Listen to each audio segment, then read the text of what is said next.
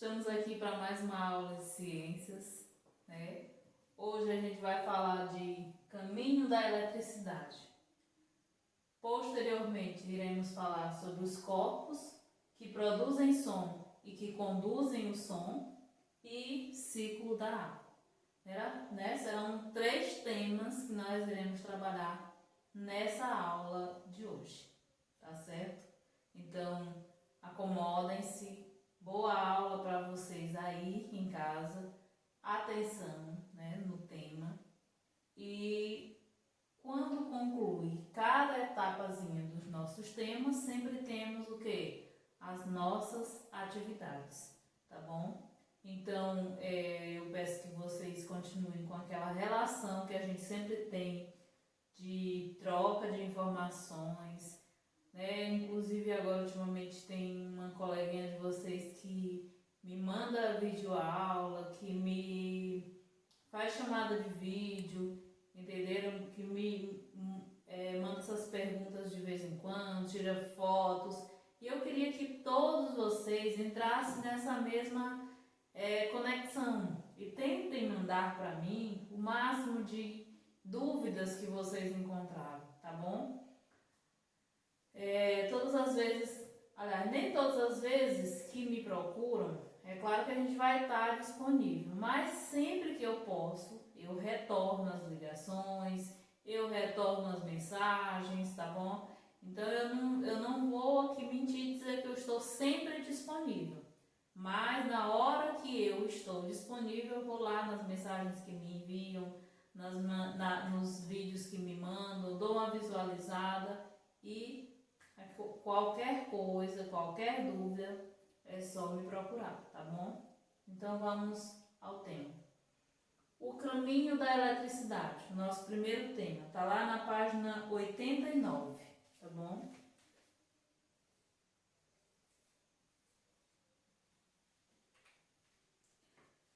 A energia elétrica substituiu algumas fontes de energia que o homem utilizava, como o uso de velas, lampiões ou tochas para iluminação e o vapor, que era utilizado para mover locomotivas e navios. Com o tempo, o homem foi desenvolvendo novos meios de utilização para a energia elétrica. A tecnologia da humanidade foi impulsionada por essas descobertas e levou ao surgimento de muitos utensílios de nossa vida cotidiana, desde televisores a computadores e máquinas pesadas. Ou seja, com essa revolução e com essa melhora na questão da energia elétrica, foram surgindo novos produtos que começaram a ser utilizado pelos humanos, como ele até citou no texto, televisores, aí a gente vê essa questão de esteira nas academias para fazer aquelas corridas, aí a gente vê liquidificadores nas cozinhas, tantas coisas que foram surgindo com essa questão da utilização da energia. A energia tornou os dias mais fáceis, digamos assim, A forma como os produtos foram surgindo e com o uso da tecnologia, a gente economiza pelo um lado e usa a energia pelo outro, tá bom? No Brasil, a maior parte da energia elétrica é gerada em usinas hidrelétricas, onde a água dos rios é represada e utilizada para impulsionar turbinas que geram energia. Aí lá na página 90 tem esse processo de como acontece essa produção de energia a partir das hidrelétricas. Acompanhe a leitura. A primeira etapa ocorre nas represas, onde as águas são represadas e sua queda faz girar abaixo do solo uma turbina chamada dínamo, que aciona um mecanismo gerando energia elétrica.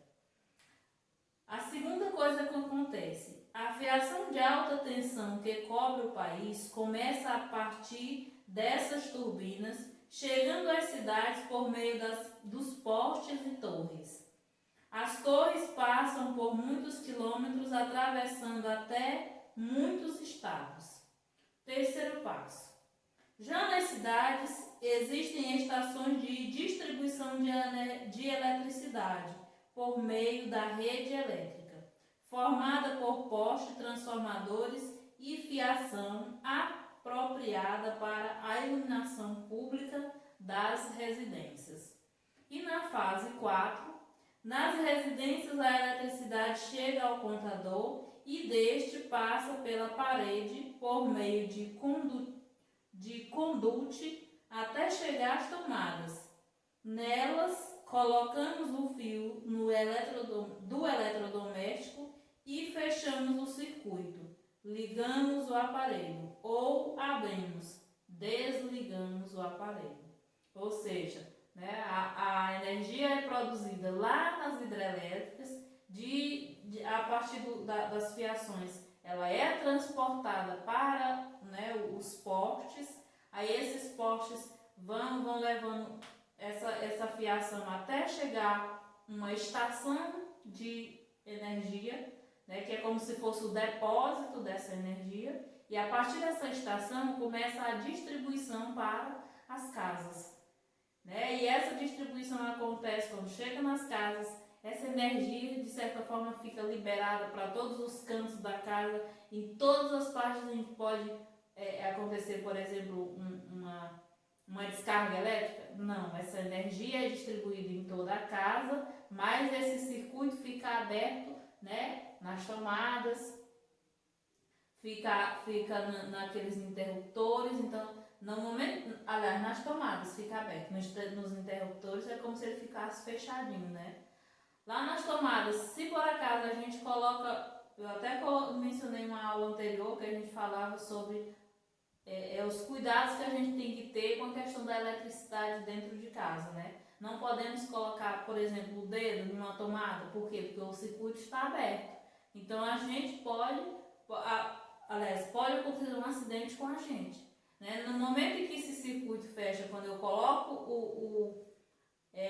o fio de algum aparelho doméstico, né? Eu coloco lá dentro, então aquele circuito fecha para mim, né? Porque a tomada está ocupada e começa a funcionar determinado eletrodoméstico, como por exemplo uma geladeira. Né? Eu coloco lá na tomada, então a carga elétrica vai para a geladeira e ela começa a funcionar. Um liquidificador, o fogão, que muitos deles são a energia, né? Então na hora que a gente coloca lá a tomada, a gente liga um botãozinho no fogão, então já liga o fogo daquelas bocas do fogão.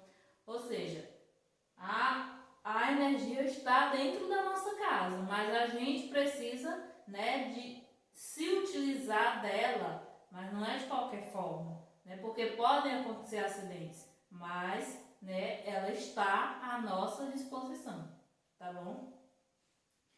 Esse fluxo de energia elétrica pode sofrer interrupções durante o seu caminho, podendo danificar alguns aparelhos. Então, algumas pessoas utilizam um estabilizador para deixar que os eletrodomésticos para não deixar que os eletrodomésticos recebam energia demais. Ou seja, o estabilizador é um aparelho que ele fica na tomada e os aparelhos da casa da gente, a gente conecta ao estabilizador. Por quê? Porque o estabilizador, ele normaliza a energia. Se ela está muito forte, se ela está muito fraca, então ele vai equilibrar a energia para que não aconteça nenhum problema com os meus eletrodomésticos. Entenderam? Lá na página seguinte, a gente já tem as nossas atividades, né? Página 91 e 92, tá bom? Respondam as atividades também, viu? Não vão ficar fazendo só os tarefões. Vamos responder as atividades do livro. Lá na página 93, nós temos os corpos conduzem som, né? O que é o som? Né? Primeira frase que aparece na página 93, né? O que é som? Ouvir o rádio, deixar cair um jarro de vidro no chão ou até mesmo bater palmas ao término de um espetáculo, todas essas ações produzem som. Né? Som é todos esses barulhos que a gente ouve. Seja uma panela caindo no chão, seja uma porta na hora que o vento vem e bate ela de uma vez, seja um bater de palma, um livro que cai, um tropeço, né? Você está dentro de casa, está tudo em silêncio, você vai caminhando, tropeça em alguma coisa. Então, tudo isso é som, né? É produção de som. Você está produzindo o som. O som é o resultado de um movimento vibratório que provoca uma perturbação no meio, cujo efeito é captado pelos seus ouvidos. Porque, na verdade, independente de qualquer som que esteja acontecendo, se você não ouve, então não vai ter sentido nenhum. Pode estar acontecendo uma festa aqui do outro lado desse ambiente em que eu estou, mas se eu não tenho a audição, então não está fazendo barulho para mim. Então só existe som se alguém ouve. Entenderam?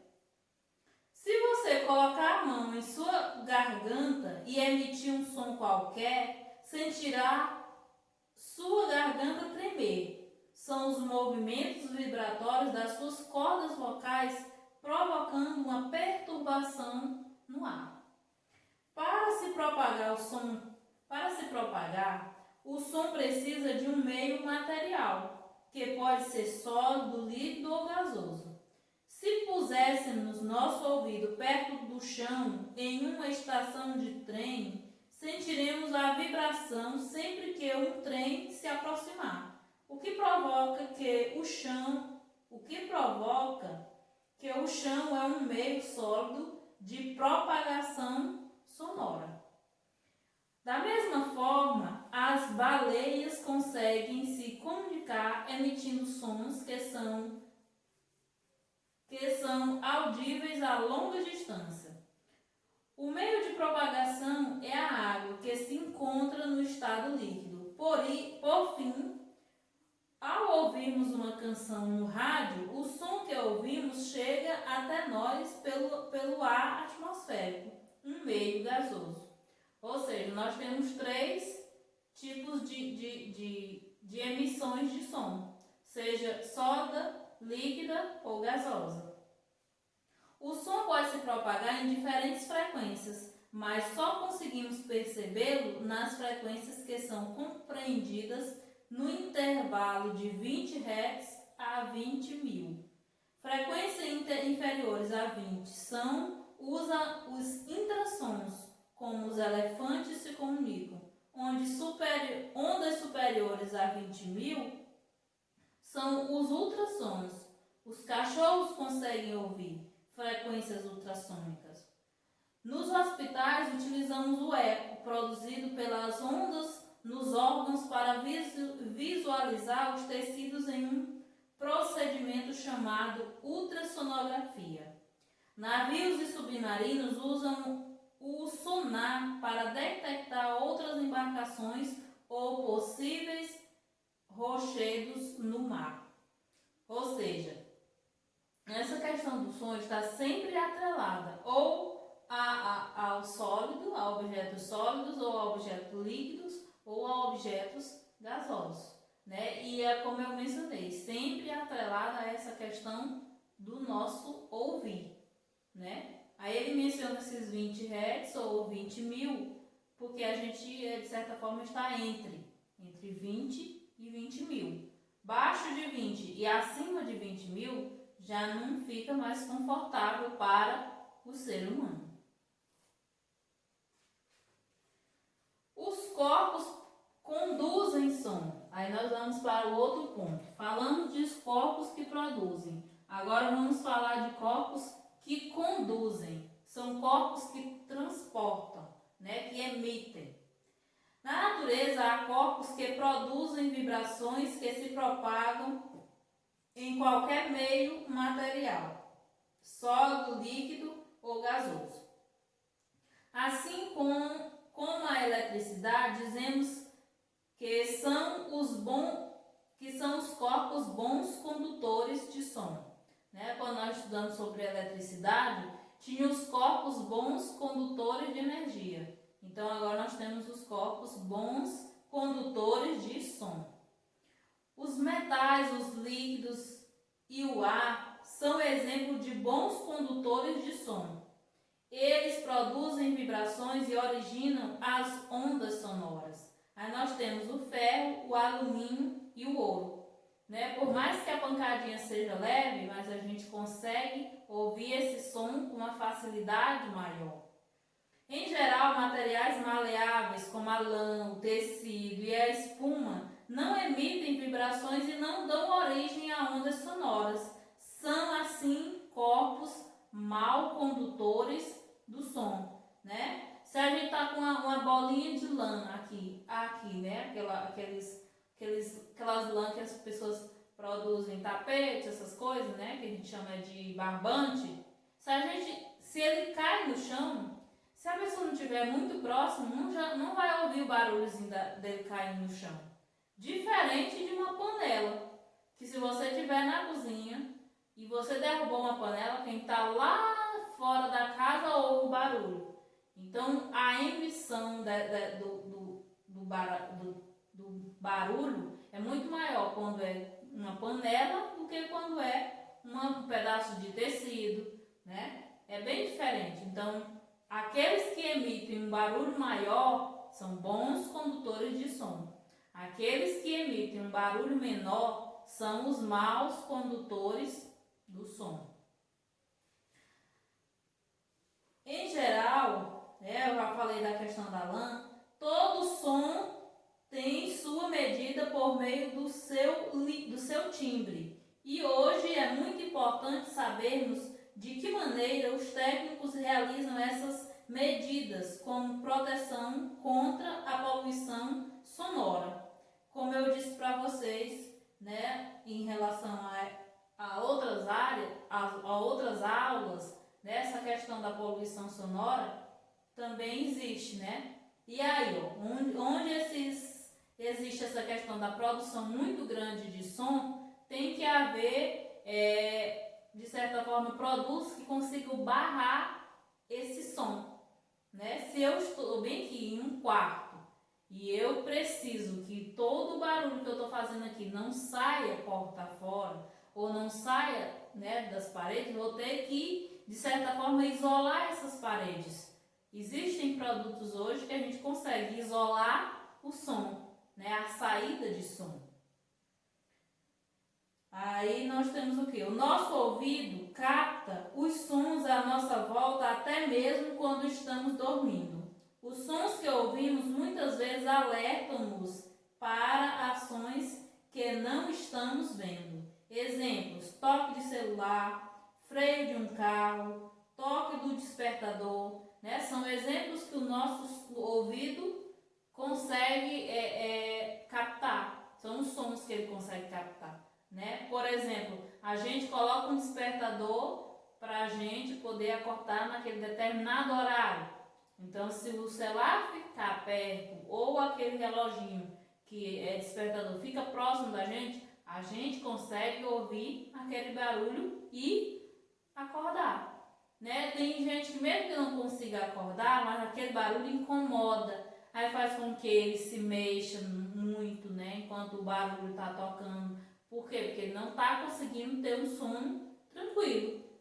E muitas das vezes as pessoas fazem acordar mesmo, né? Até porque a intenção é essa, que a pessoa acorde. Para a medida do som, os técnicos usam um aparelho chamado decibelímetro, sendo a resposta dada em decíbeis, né? A gente conta essa questão dos decíbeis em relação ao som. Tabela de decíveis. Aí nós temos casa sossegada, 20 decíveis. Murmúrio, 30. Música baixa, 40. Conversa em tom normal, 60. Televisão, 65. Tráfego intenso, 80. iPod no volume máximo, 110. Buzina, 110. Britadeira, também 110. Show em estádio, 120. Show avião a jato, 130. E aqueles tiros, né, 140. A exposição prolongada a ruídos superiores a 85 decíveis provoca a perda gradativa da audição. É por isso que a gente mencionou a questão da poluição sonora. Por quê? Porque a poluição sonora faz a gente chegar a essa situação de perder a audição. E o que é poluição sonora? É esse som elevado demais, o som muito alto, né, que prejudica a nossa audição. E isso aqui é poluição sonora. Da mesma forma que eu digo que poluição do ar é aquele ar que a gente não consegue respirar direito, do mesmo jeito é a poluição sonora. É aquele barulho intenso que você não consegue ouvir mais nada ao seu redor, né? Só consegue ouvir aquele barulho. Não dá para conversar, não dá para ouvir uma musiquinha baixa, não dá para tirar uma soneca, nada. Está incomodando de verdade. Então isso é o quê? Poluição sonora. É tão séria a situação da poluição sonora atualmente que podemos verificar na tabela de decíveis a seguir o tempo de exposição ao som que o ouvido humano pode suportar sem prejuízo para a audição. Aí nós temos a tabela. Decíveis de 85, tempo de exposição, 8 horas. 90, 4 horas de exposição. 95, 2 horas. 100, 1 hora. 105, 30 minutos. 110, 15 minutos. E 115, 7 minutos. Ou seja, é o tempo que a gente consegue suportar sem que haja nenhum prejuízo, né? Sem que haja nenhum danos para a nossa audição. Aí está a questão da tabelinha. Vamos comparar as medidas sonoras ao tempo de duração de um show. Até que ponto a poluição sonora atingirá o homem, né? Aí a gente vê que em um show, por exemplo, em um estádio, são 120 decíveis. E aqui está dizendo que a gente só deve ficar de 115 decíveis só é até 7 minutos. Então, nesse caso, 120 deve ser só uns 4 minutos. E a gente fica em um show cerca de 4, 5 horas, né? Então, a gente está, o quê? Totalmente errado. E se a gente fosse um show a cada semana? Certamente que se a gente, quando chegasse no final do ano, praticamente a gente nem estava ouvindo mais direito, né? Por conta da prejudicação dos nossos ouvidos, da nossa audição. Lá na página 97 e 98, nós temos as atividades. E 99, tá bom? Em relação aos corpos que produzem som e que conduzem som. Agora a gente vai falar de quê? De ciclo da água. Na página 100, tá bom? O que é o ciclo da água? É o movimento que a água faz na temperatura, é o movimento que a água faz na natureza e envolve a evaporação das águas dos rios e das chuvas e a respiração das plantas e dos animais. Bem aí na página 100 tem um esquemazinho, né? Falando sobre esse ciclo da água.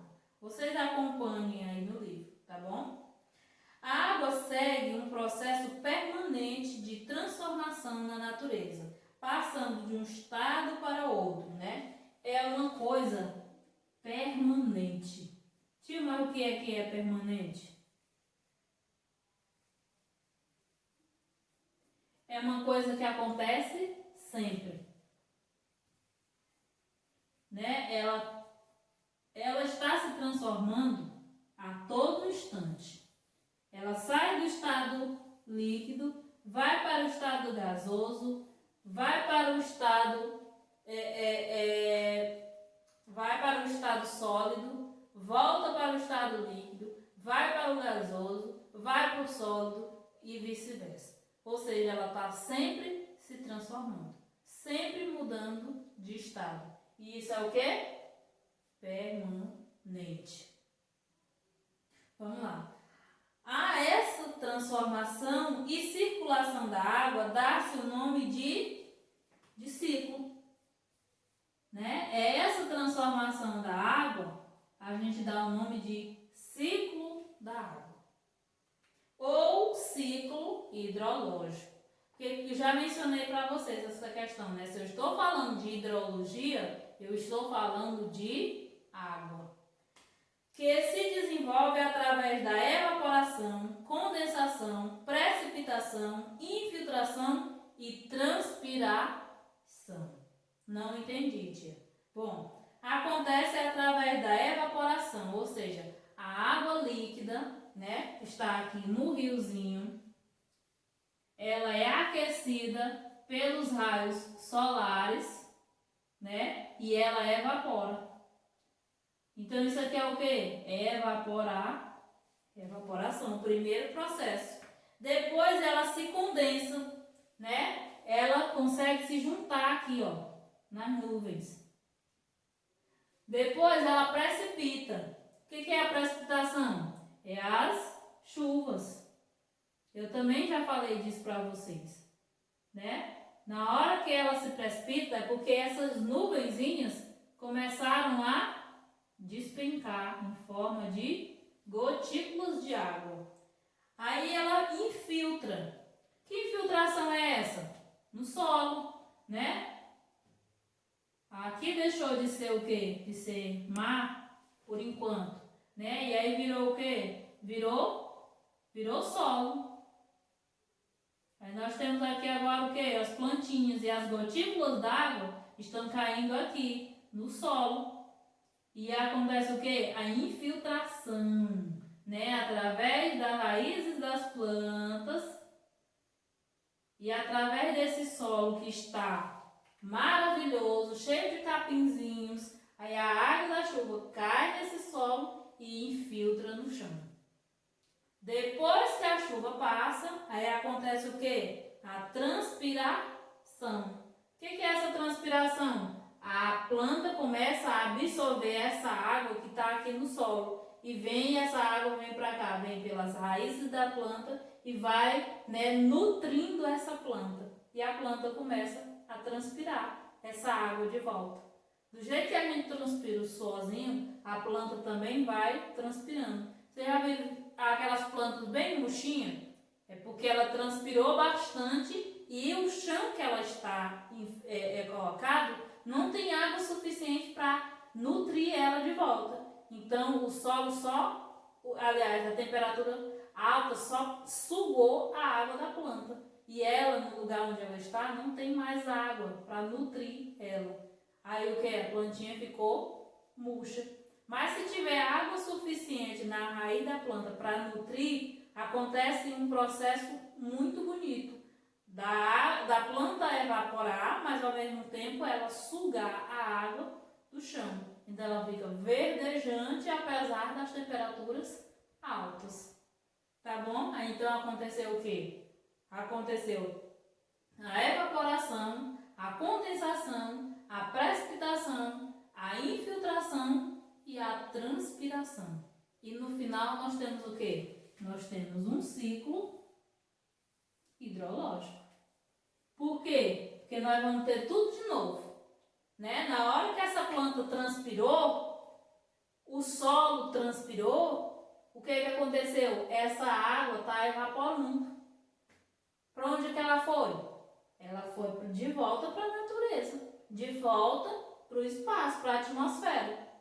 E a atmosfera vai absorver essa água essa água de volta, né, no formato de ar, e vai chegar de volta aqui nas nuvens. Aí vai acontecer de novo a condensação, vai acontecer de novo a precipitação, aí ela vai infiltrar de novo, aí vai evaporar de novo, né? E vai ficar esse processo permanente, tá bom?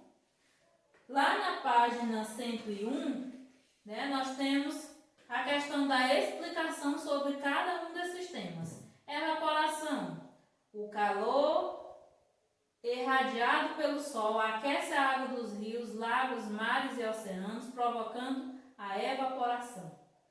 Aí na condensação, o vapor de água esfria acumula-se na atmosfera e se condensa na forma de gotículas de água suspensas no ar, que formarão as nuvens.